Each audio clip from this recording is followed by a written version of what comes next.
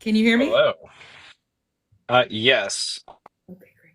Oh, it's I don't know. playing. So Oh, no, you're here we good. are. Yeah, so we have never met before. My name is Brianna Newhart, and I'm also known as a recovered Republican. So I appreciate you coming on. So why don't you start off with just introducing yourself? Yep. Thank you for having me on first and foremost, and it's a pleasure to meet you. My name is Hunter Collins. I am running for state representative here in District 68 in Southeast Indiana. That is Dearborn, Ohio, and Switzerland County, and just a sliver of Jefferson County, because this place has been gerrymandered to all hell. Uh, so, a little bit about me. I'm 28 years old. I am a father to a 9-year-old little girl.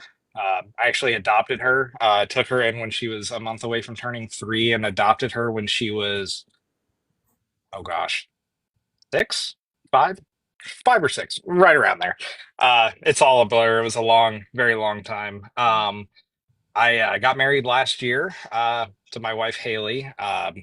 She is a administrator for one of the local schools here. She does like the state reporting, and she basically is in charge of making sure the school gets its funding from the state, which is becoming more and more difficult every single day. So, yeah, myself, I work for Amazon. I've been working to organize a union at Amazon's largest air hub for the past 2 years. We have won a lot of really great victories. I came to this building specifically to help organize the union. We've won a lot of things, some of the biggest raises that Amazon workers have seen. We've won increased translation services for our immigrant coworkers, and we have saved over 800 jobs at our facility. So, we've done some really great work there. I kind of helped us with the affiliation vote with the Teamsters. So we're now officially a Teamsters campaign. We started out independent. Um, so, yeah, now that movement is spreading all across the country, which is really exciting to see. That's great. That is so great. And I am so happy to hear you adopted that little girl. Like I'm a first steps therapist, so I am just like Oh, cool. all about the little kids, and I'm like, yeah, there's so many little kids that need good homes, and I'm so happy to hear when people do that. Yeah, it was an incredible. It's been incredible. Definitely way harder than it should be. Way more expensive than it should be. But maybe Um, if you're a representative, you can help that. I would love to help that because I was living in Kentucky when I adopted my daughter. I'm not sure how Indiana works, but in Kentucky, when you go to finalize the adoption, you have to file a disclosure that tells the court how much you spent in legal fees. And I want to say that ours was around $25,000 Well, that we that's spent. low. That's low So, comparatively. yeah, and that, it was a relatively easier case, uh, but it's still, 25,000, 3 years of our life of being scared of losing her. It was a lot. So Yeah, we're yeah. glad It's that everything worked out. And it's a lot in Indiana too. Like I know that there are laws that if unless parents sign away their rights, you have to wait until they're two before you can adopt them. really, that's interesting. Yes, unless they've signed over their rights. That's the only exception, or the judge has determined that their rights are terminated, but usually they don't do that before they're two. And I know that if you want to adopt an infant, it's at least 50 grand. Wow. That Yeah. is, whew, Yeah, it's a that's a lot. lot. Yeah. It's a lot. But back to that, it's just like giving you a little bit of my knowledge. But so you are running for state representative. Now that encompasses basically everything that goes on in our state, right? You would be voting on all the laws. Yeah.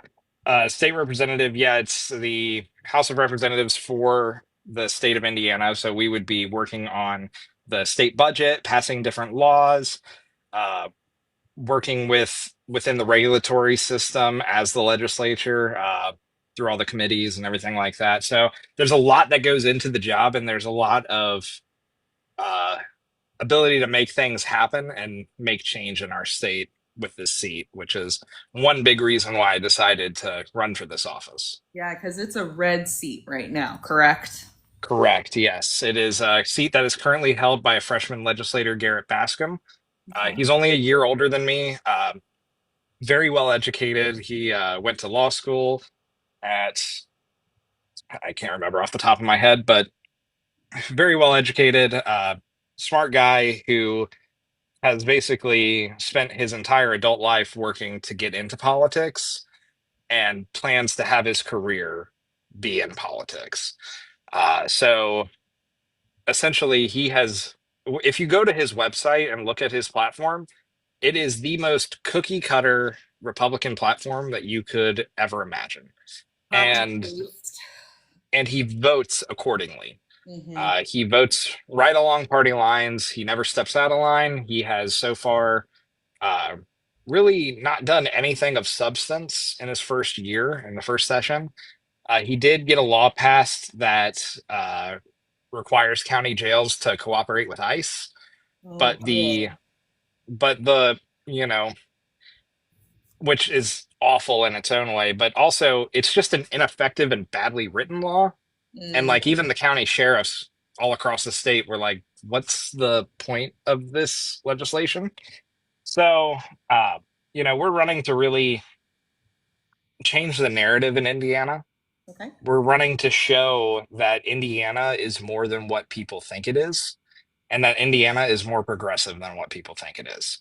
Um, a lot of this boils down to the fact that people like progressive policies, but they don't know what those policies are, and they don't have a strong candidate to communicate those policies.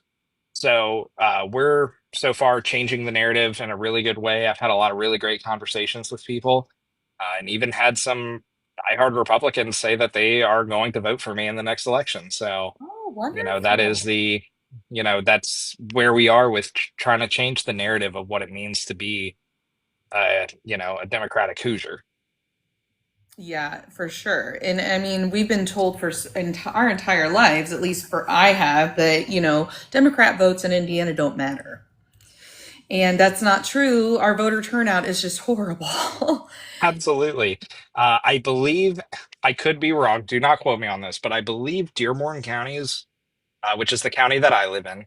I believe their voter turnout last year was something around 19%, Yep, that sounds which about right. is just, it's one of the lowest in the state, Yeah, but that's kind of the nature of the entire state. yeah. I The was entire state is low. Oh, yeah. I mean, usually in primaries, we only have turnout in Indianapolis, where I live.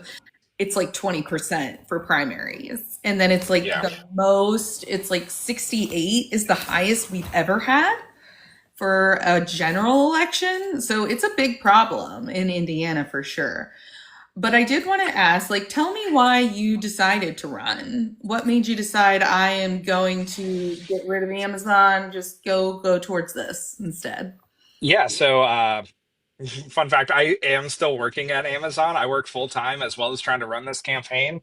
I made a video on my page I recently about saw. kind of what that day looks like, which is insane, especially with Prime Week happening right now. It is Yeah.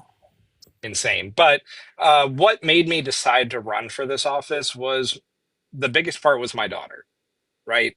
She's 9 years old. She's growing up in this world that is increasingly becoming hostile to her. She's continually losing her rights. I don't want her to grow up like that. I want her to grow up in a state, in a country where her rights are protected and she is respected as a woman, and where she can grow and thrive and prosper. And I know there's so many other kids out there who deserve the same thing. All of our kids deserve a chance. And that's something that hits really close to home for me. And that's one of my biggest reasons why I decided to run for office was to build a better future for my daughter and for kids all across the state. Okay. I like that. I am all for that. I don't know if you're familiar with my page at all, but I am very much like, if we're going to we say we care about kids, you need to care about kids their entire life, not just when they're inside the mother. Right. Being pro-life does not mean just protecting a fetus. It means, supporting these people throughout their lives and giving them opportunities to thrive and to be contributing members of society. And that's what I feel like the role of government should be, is it should be a system that lifts people up Mhm. rather than pushing them down or limiting their growth opportunities. Yeah. For sure. Do you know much about Medicaid benefit cliffs? Benefit cliffs. I'm not super familiar with that term specifically, but Okay, it's totally fine. It's not talked about enough. That's why I'm bringing it up. yeah. Um, so, benefit cliff is when you are on services through the government, and there's a point where you make too much money to receive services, but you don't Okay. make enough money to get those services on your own. Right. Okay. Yeah. That I understand. Yeah, I know that concept. I'd never just never heard it called a cliff No, before, but yeah, it's okay. It's totally fine. I'm not here to judge. I am like, people need to stop being so hard on people in general. So, absolutely. I'm here for from a perspective of educating people. So the problem is that we have a big cliff in Indiana, and that actually causes people to stay on benefits for longer because it doesn't incentivize them to work their way off of benefits. Because essentially, it's like you're losing money if you come off of benefits. And I'm just like, I want to bring that to your attention mainly because I hope that you win. And I hope that you can maybe address some of this in the state house because that's a big issue. Yeah, and that's something I'd love to talk about, more kind of the policies that we're running on because at the end of the day, we are running a campaign that is built on policy, that is built on putting working class folks first, Okay. and is built on the idea that corporations and the 1% need to pay their fair share. They need to, and that we should be building a system that, again, lifts people up, right? So some of the issues that we're talking about on this campaign are, of course, the cuts to Medicaid. I believe that every single Hoosier deserves to have the access to affordable health care. And that means all Hoosiers for all kinds of health care. So that includes women who need reproductive care. That includes trans folks who need gender affirming care. All of these things are part of what makes a full encompassing healthcare system. And what our current state government is doing is they're pushing people toward death. Hmm. Um, Yeah. Whether directly or indirectly, people may say, "Oh, well, there's, no direct medical harm of a trans person not getting their, gender care." Well, trans suicide rates they're one of the highest demographics that commit suicide. Absolutely. And that is a real problem. And Abs- again, you cannot say that you are pro-life if you do not care about the life of all humans. I don't care. Absolutely. I don't care what your race, gender, creed is. You are a human. You are our neighbor. You are a Hoosier, and you are an American. And that is what matters. And that is why we have to lift each other up and build each other up. Absolutely. I love that. But tell me about some of your other things. I did go on your website and you did mention some healthcare, but you also talk about wanting to legalize cannabis. Yes. We are in the state of Indiana. We are an island of cannabis prohibition. Every single state that borders us has legal cannabis. So, what that means is we are losing tax dollars to every other state for the purchase of cannabis. Um, it has been shown study after study that cannabis is less harmful than alcohol. It has many more benefits, a lot of medical benefits. And it's something that genuinely helps people that we have just arbitrarily decided that, no, it's a hard no, it's a moral issue. And all that just stems from the panic back in the 80s with Ronald Reagan and, that whole system, right? So it's time for Indiana to move forward on that. It's time for us to legalize cannabis. I believe in legalizing it both medically and recreationally, and I believe in implementing an excise tax on it. Michigan puts an excise tax of 10% on their cannabis. I think Indiana should be somewhere close to that. Uh, Possibly more so around 8% is kind of where my calculations and what I've looked at would make sense. And it would make us really competitive, right? So that would allow folks from other states to come into our state and purchase it. Again, it's about building that competition. We border a lot of states. There's a lot of people on the outskirts of our state that would drive across state lines to purchase if it made more sense for them. And that's one of the ways that we can bring in that revenue. And some of the proposals that we talk about, this is one of the ways that we can build that revenue for those programs. And there's some stuff that we've been working on that isn't on the website yet that I'd love to talk about. Uh, but yeah, we've got some really exciting ideas and bold ideas to bring to the State House. And yeah, it's people are excited. No, that's awesome. No, I do think it's far past time that Indiana legalized cannabis in both senses. I also just read an article that the issue with like the CBD oils and stuff that we have here is that it's not regulated and we don't know what's in it. And some of those things that they're putting into them are actually causing the respiratory issues such as the popcorn lung that other e-cigarettes cause. Yeah. So I'm like, so we're refusing to do this, but we're allowing this to continue. That is going to hurt Hoosiers. It's going to cause more lung disease. And again, we already have one of the most expensive healthcare costs in the nation. And I'm like, why? And the use cases for cannabis medically are so far reaching. I mean, just think about how much money we could save on other medical treatments by legalizing, even if we did only legalize it medically. Hmm. The amount of money that we would save in our healthcare costs would be enormous from allowing people to take this medicine that grows on God's green earth. Hmm. I mean, this comes straight from the world that God created.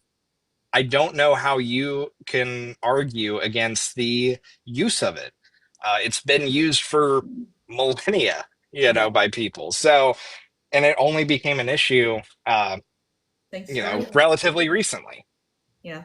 Reagan and the war on drugs, and then Bill Clinton kind of perpetuate that a bit. Yes.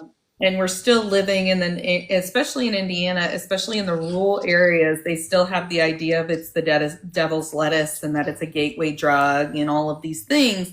So, do you guys have a plan to combat some of that misinformation and misconception? Yeah. So our plan is we're working on building a coalition across the entire state for many of our policies.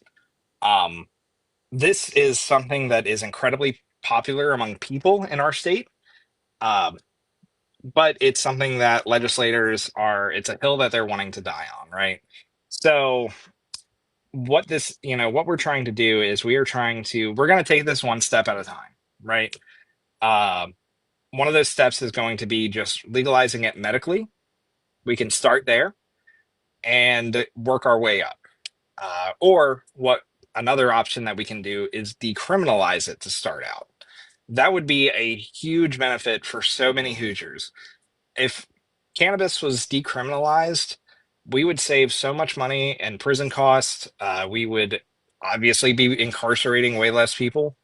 Dearborn County specifically has the harshest penalties for cannabis possession in the entire country.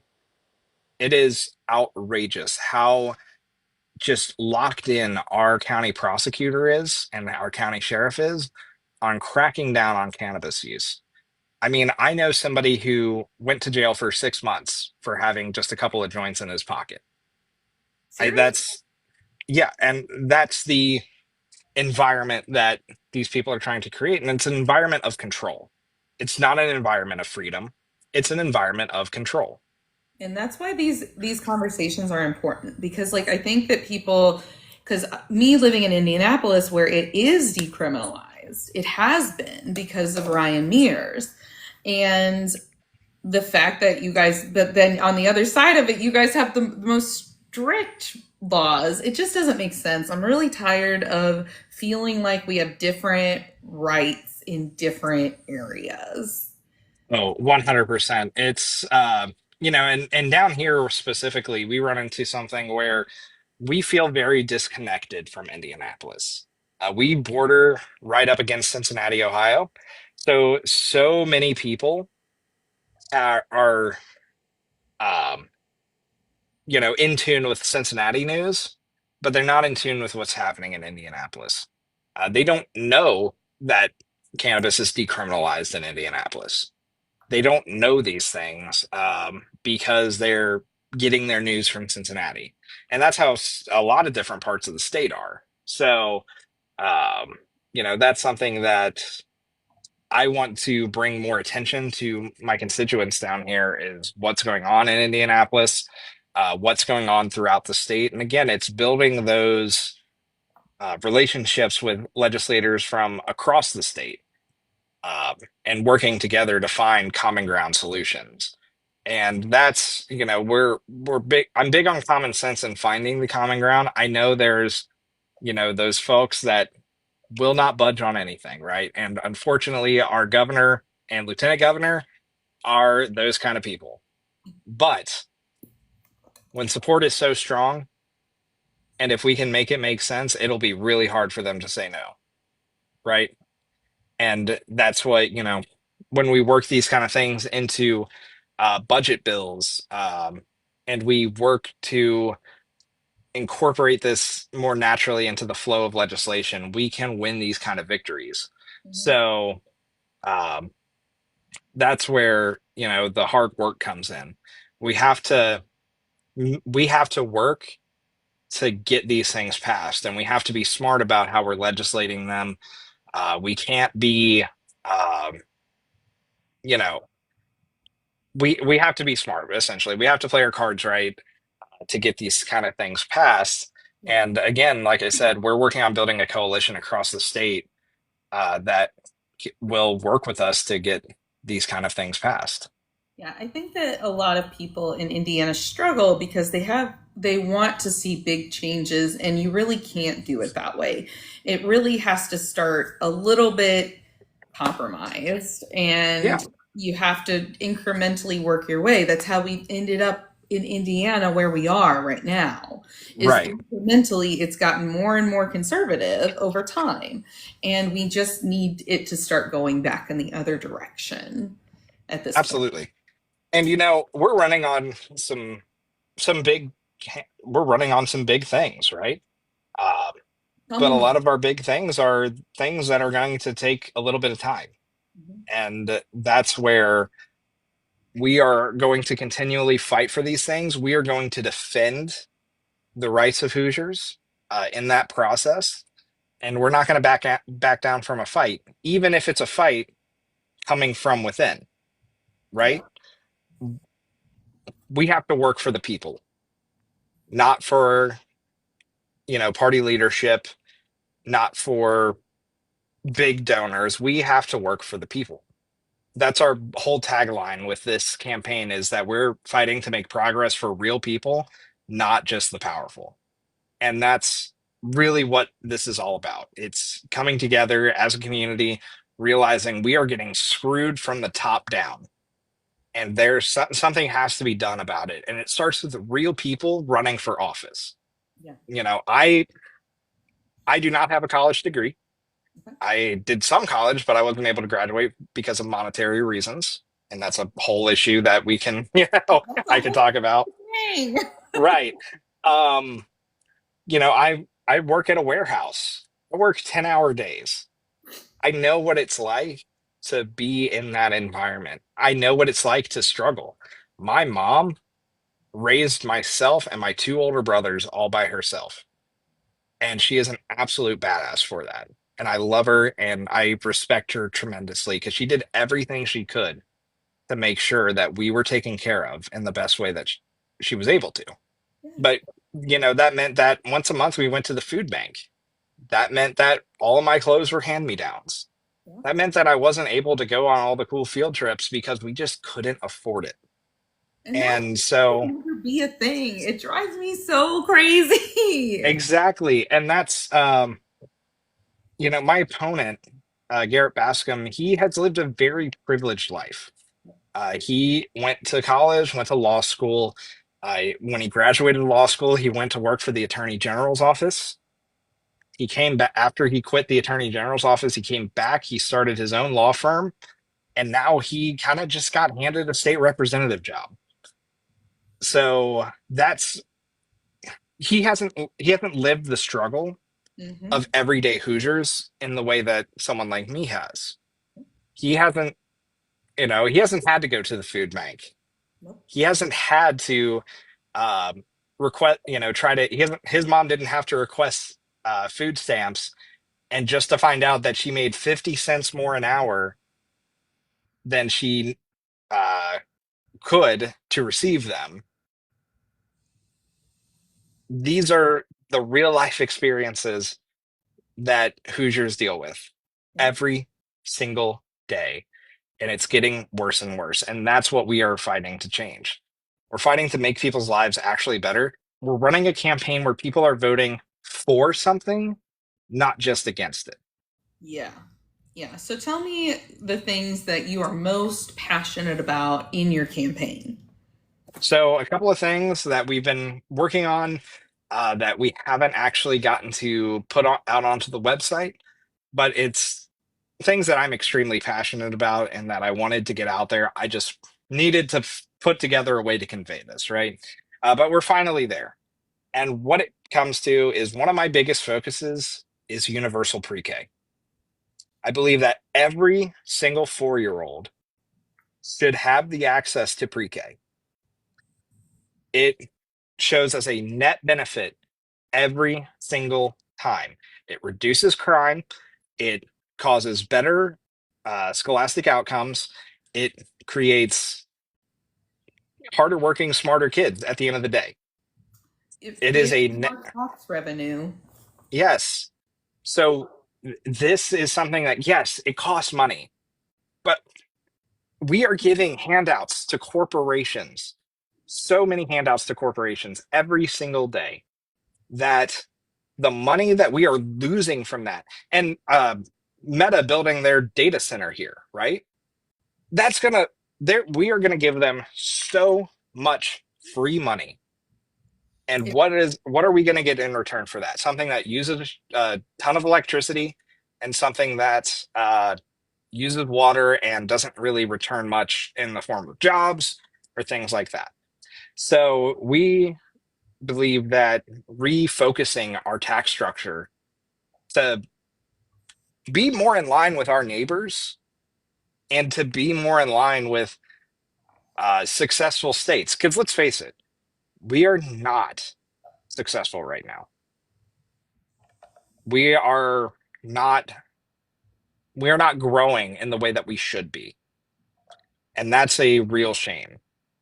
And when we talk about you know corporate taxes getting corporations getting too many tax breaks, the fact of the matter is Maryland pays, I believe, I think it's 8.75% corporate tax. that's it. We only pay 4.9. Oh, it's less than that now. It's gone down because they have a structure now that will lower Right. it to like three something. Yeah. It's So, insane. but Maryland has a higher GDP than us. Maryland has eight more billionaires than we do. They're supposed to. People always talk about, oh, if you raise taxes on the wealthy and corporations, they'll just leave. No, they won't. And if they do, where do they go to? They go to places that actually tax them more because the quality of life is better. Our quality of life in Indiana is not good.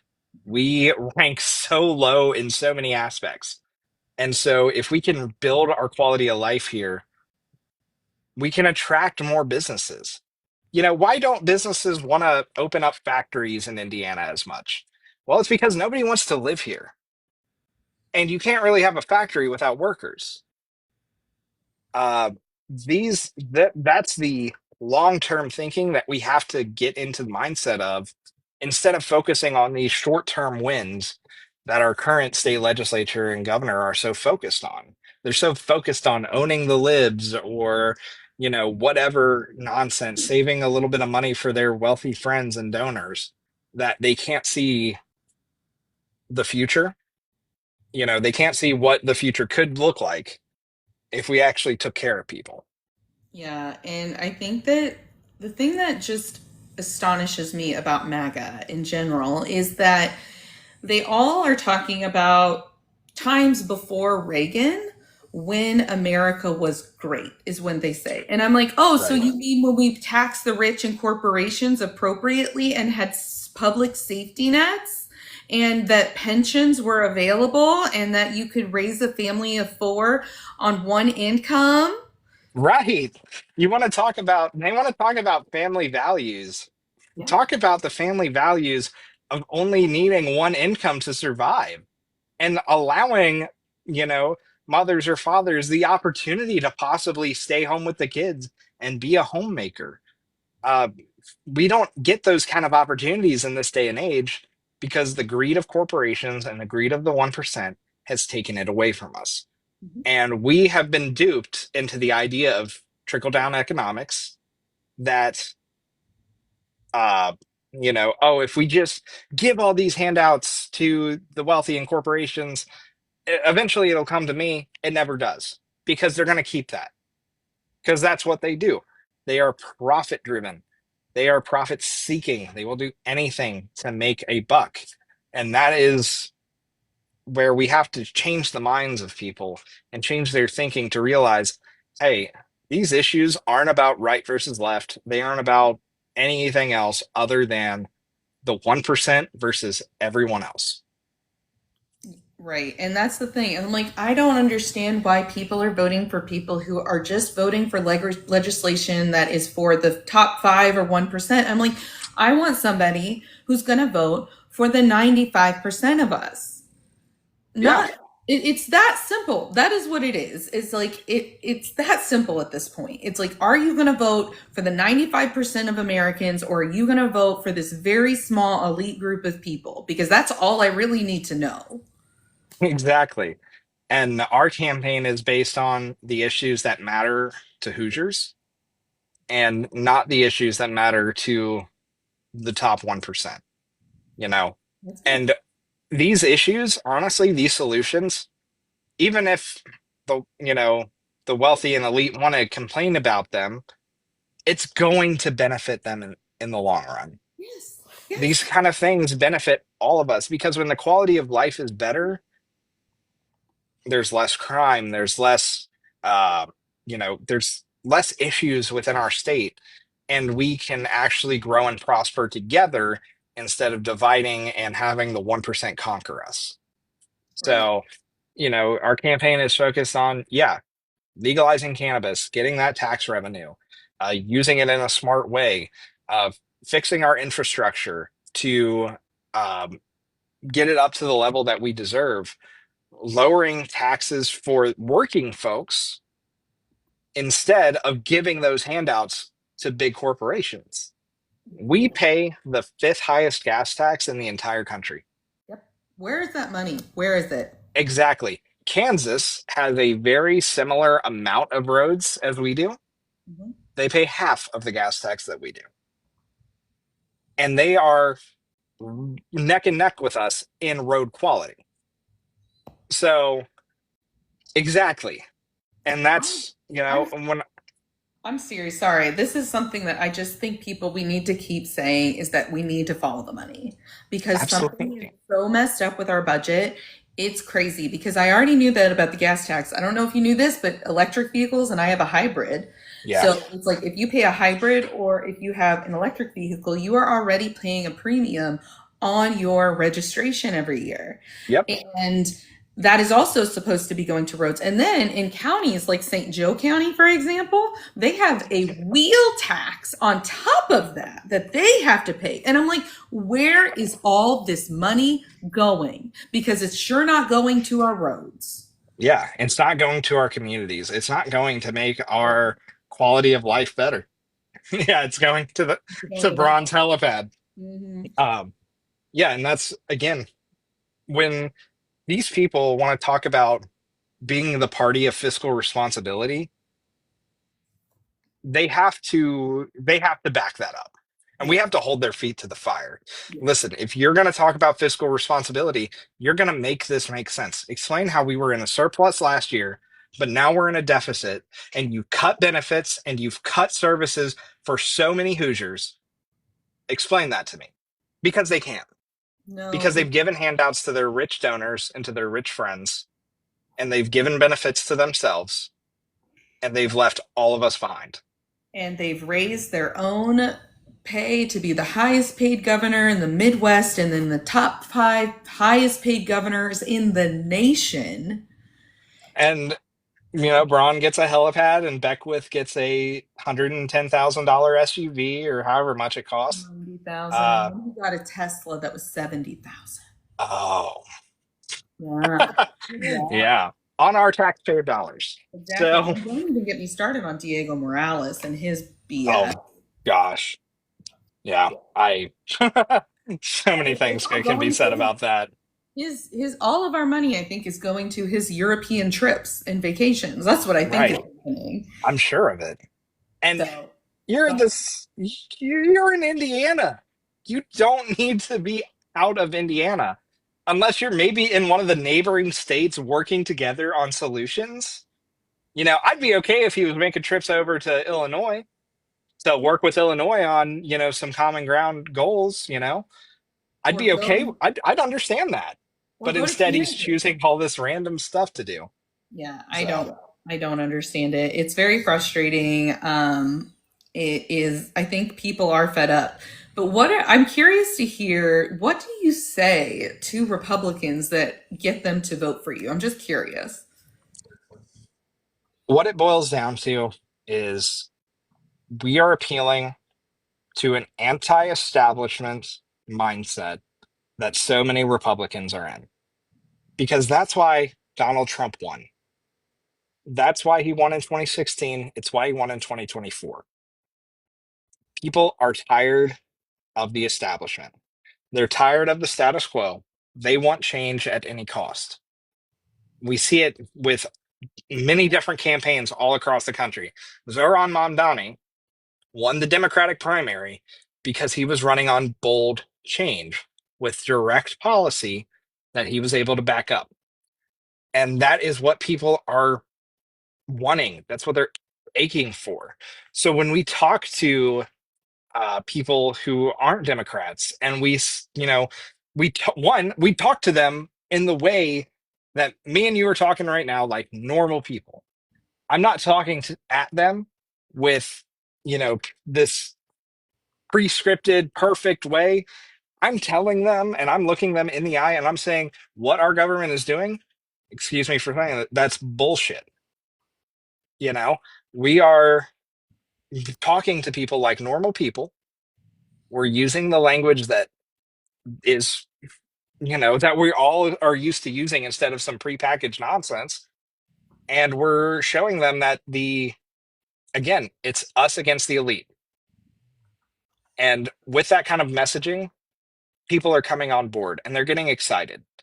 And they're getting excited about a candidate, especially in this region, who's actually talking about being for something and talking about running on actual policies instead of owning the libs and getting rid of woke and all this other stuff. We're talking about making the price of gasoline lower. That's something that Trump ran on in 24, and that's one of the reasons he won. And he didn't do And he anything. didn't do it. Where we are, and like speaking of the gas tax, where our district is, we border Kentucky and Ohio. Okay. And, Kentucky's a 10-minute drive from me. If I go across that bridge and go over into Kentucky, my gas is 30 cents cheaper. And I work in Northern Kentucky. I only fill up over there. That's so ridiculous. I got gas, actually, and it can sometimes even be more than that because today I got gas at Costco, which, is usually cheaper anyway, but it was like $2.68 and gas over here is like 3.09. Yeah. Do you So have to pay tolls? Someone once said that.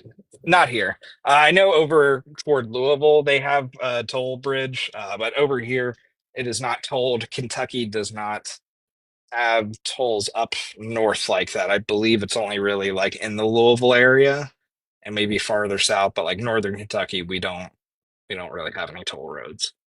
And that's a whole other thing is they're talking about putting more tolls in. And again, fifth highest gas tax in the country, And you're saying we can't afford to fix our infrastructure, so we need to implement these tolls. The Tell me math, why. the Make math. the math make sense. Yeah, it doesn't add up. There is something going on. Someone has to be embezzling something somewhere is what it boils down to. Yeah. Because there's just no way that we don't have the money for this unless they are just using it for things that they're not supposed to be using it for. That is where I'm like, why is this waste, fraud, and abuse not getting weeded out? Why is Right. it that we can't follow the money? Because we're trying to put it on, Medicaid and stuff. But the thing is that if you look up where waste, fraud, and abuse comes from in Medicaid, it's from providers, not the patients. Exactly. And you know, that's such a huge problem nationally. And that's why I believe in a Medicare for all system. Oh That's yeah. why I believe in a universal healthcare, a single payer system. And that's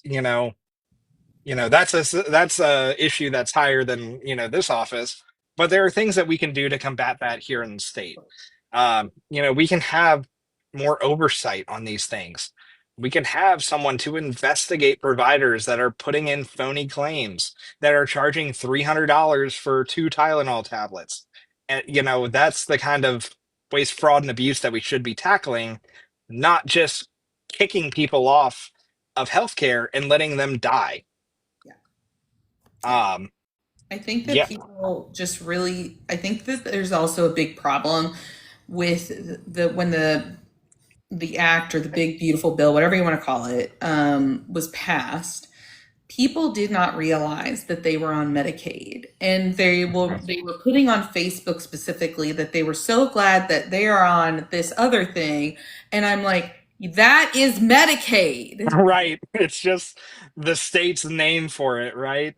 Like, Yeah. so, yeah. And it's so many people of so many different backgrounds and walks of life that are on these programs, and it's hurting seniors, it's hurting children, and it's hurting every single one of us because they haven't talked about it here, but with the cuts, Kentucky, I think, is going to close 35 rural hospitals because of the cuts, because they're just not going to have the support from Medicaid to stay open. Yeah. No, I How know that long until that hits us? it's going to hit us in about 2 years. Exactly. And so if we don't do something to stop that, people are going to lose their lives. Mhm. Yeah, and people, and I've explained this, and I will say it again because I know you understand it because you're saying it, but I'm saying it for everyone else that when rural hospital close, people will die because it takes longer to get health care. So if you get in a car accident and you have to drive an hour, there's a good chance you're not going to make it. Yeah, exactly. And I'll kind of relay a interesting, tidbit about where we live. In Dearborn County, there's this town called Dillsboro, and Dillsboro has an EMS department. They've got a couple of ambulances, but they are a volunteer EMS department, and they do not have enough people to operate it. Yeah. What that has boiled down to is that cities two towns over sometimes have to use their EMS system to come support Dillsboro.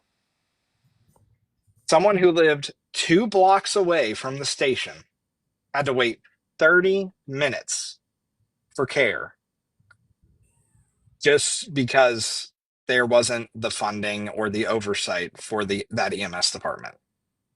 Yeah, and it's going to That's get something that I'm not okay with. no, that's not okay. It's not okay. It's going to get worse. And I think that it boils down to people don't want to live here. So it's really hard to attract people. And it's like, Yeah. there are so many houses for sale in Indy right now. It's insane. Like, it's like a mass exodus of some of the highly educated areas Yes. leaving. And I'm like, this is getting so bad. It's going to get worse. And what you're speaking to is really one of the biggest issues with this state. It's that our biggest export is college students. That that's insane.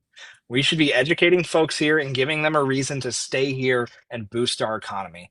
And how do we do that? We increase the quality of life through affordable and accessible housing, affordable and accessible healthcare, uh, making their taxes reasonable, when they're not earning over 750,000 a year. Uh, working on these things to make their quality of life better, providing them something for their dollar that they are spending every year on taxes that they're forced to give. They're Yep. not getting anything back. They're getting no return on that investment.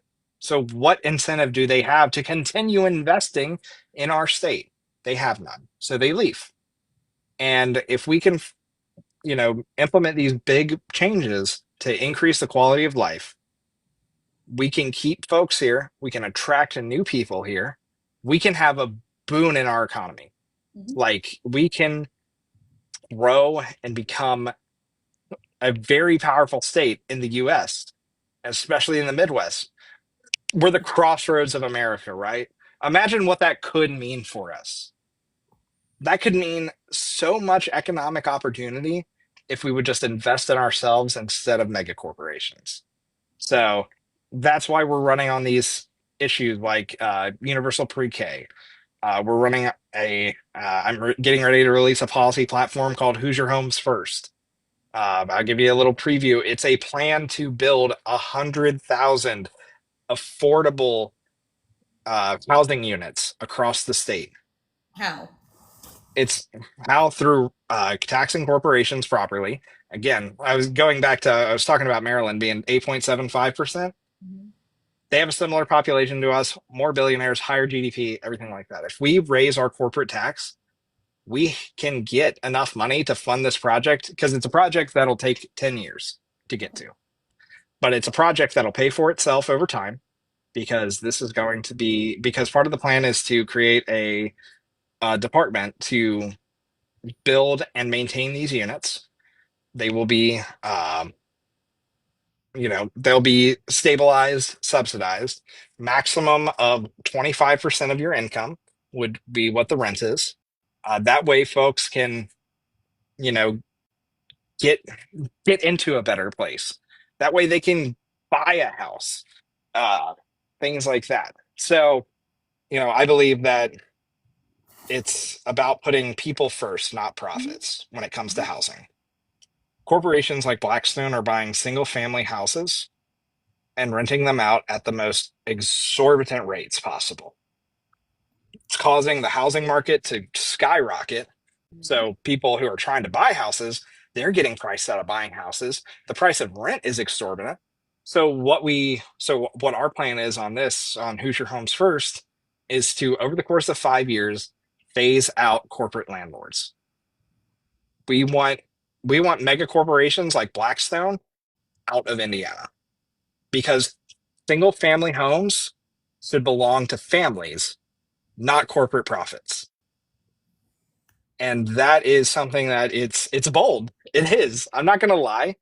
It's a really bold move, but we're not talking about, your uncle that owns a rental property, alongside his other home.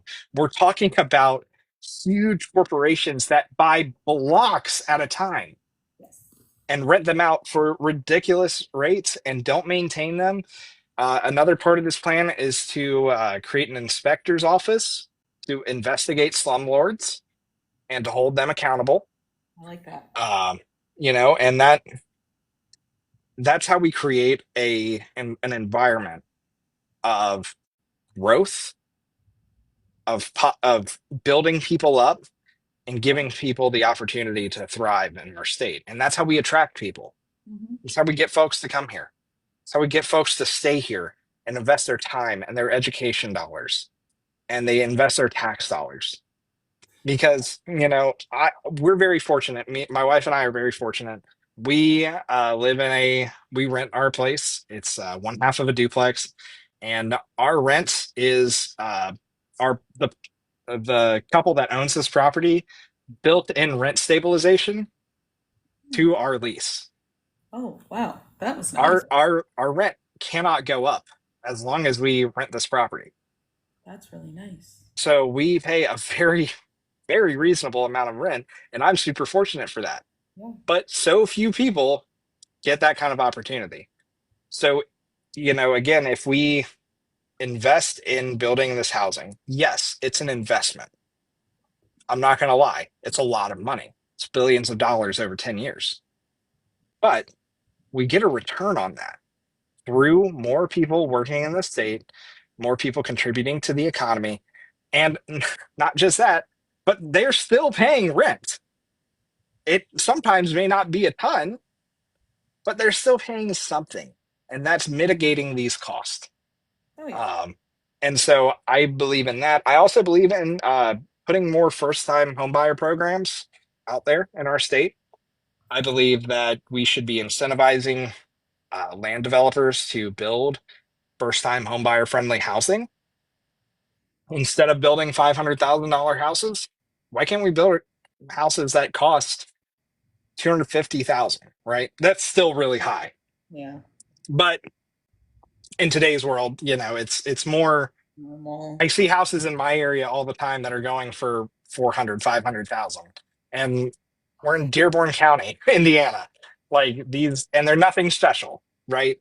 So if we can incentivize these developers to build first-time homebuyer focused housing and work it into their agreements that their purchasers of these properties have to be first-time homebuyers, we can get more people owning homes. We can get more people paying property taxes.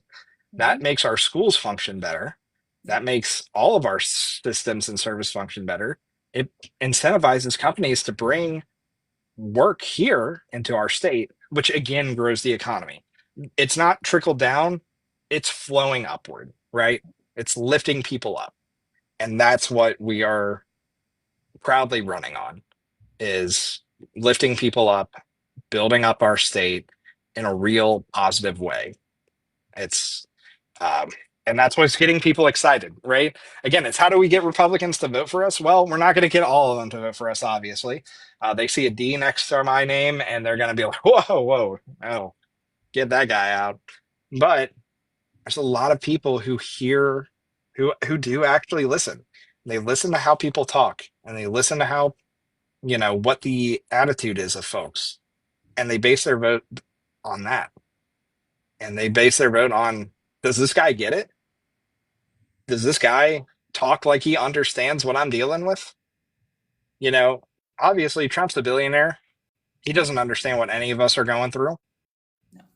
but he talked like these people, and that's what got them hooked on him. And that's what we're talking to them like normal people. We're ditching the old playbook, of predetermined scripts that we've used for decades, and we're starting something fresh, and we are working to build a movement here, something that's fresh, something that's new, and building a coalition across the state of other young folks who want to run for office who also share these values, who are ready to step up. So that's, we're excited about what the future of this state can be, and I think that we have a real opportunity to make this progress here in Indiana. No, that's great. I'm so glad to see somebody out in a very red area running in that county because that's been a big issue that we've been bringing awareness to is that a lot of areas don't even have a Democrat on the ballot. Yeah. It's funny you say that. Um, when we talked to people about running for office, um, they were like, like they were helping us kind of figure out, what our goals should be fundraising wise, what our goals should be, all these things, right? And what pretty much nobody understood was that this district is impossible to calculate based on previous elections. This district has been gerrymandered so much that the district has shifted, like physically shifted so much. The demographics are completely different, right? Um, Not only that, there's only been two elections with this map. The first one, did not have a candidate to run. The second one did not have a good candidate to run. The candidate who ran last year, I know her. She, you know, she means well, but she wasn't politically strong. And it's that's where the difference is in this campaign is we're building up something that's bigger than what we've seen in decades. We are working really hard to get people excited, to move people to get out there, knock on doors with us, to talk to folks about this movement. And, so when we talk about fundraising numbers, well, the only thing I've really looked at that I've cared about is how much has my opponent raised? Mm-hmm. And last year, our opponent only raised $40,000. And most of that came from corporate PACs. And so far, we've raised close to $5,000. We've been running this campaign for a month now. Yeah, it's like it's not been long. Yeah. So people are excited. We've had people donate, uh, you know, not just dollars, but their hard work. People who, like our logo was completely donated by a graphic designer. Our campaign announcement video was donated by a local videographer. Nice. Things like this. And then also, we've had over, we've had well over $1,000 of small dollar donations that have come from people from all over who are excited about what we're talking about. That's the difference of where we are right now versus what other people have done in the past, and especially, fighting back against this narrative. We are getting people excited about something, and we're continuing to, you know, push for small dollar donations. We're working to get the support of unions behind us because, again, I've been working to organize a union for the past 2 years. I'm a big union guy. Um, and when I go and I talk um, to other unions, they're excited that someone that actually has been done union organizing is running because we're talking about issues that actually matter to them. Things like banning captive audience meetings, things like repealing right to work. Um, this is what the difference is with our campaign versus what we've seen in the past. Is this is a campaign on the future that is running on modern policies that people are ready for. It's not a campaign that is rooted in the past. It's not a campaign that is going to, you know, hold back. We're not going to pull our punches. We're going to tell people what we believe. We believe in progressive policies that make people's lives better. And I'm proud to say that. I have a shirt somewhere. I was going to wear it today, but I have a shirt somewhere where that I wear out and about, and it just says billionaires shouldn't exist. And Wow. I wear that out, and I've had people be like, talk to me about that take. That's an interesting take to have. Why do you think that? Don't they create jobs for us? Like, well, Kind of. that's what they want you to think, you Yeah, know? exactly. But don't they also take all of our money? Don't they also take handouts and corporate welfare that Bailouts? could be bailouts that could be going to increasing the quality of our schools and our roads and giving us quality health care and getting us affordable housing?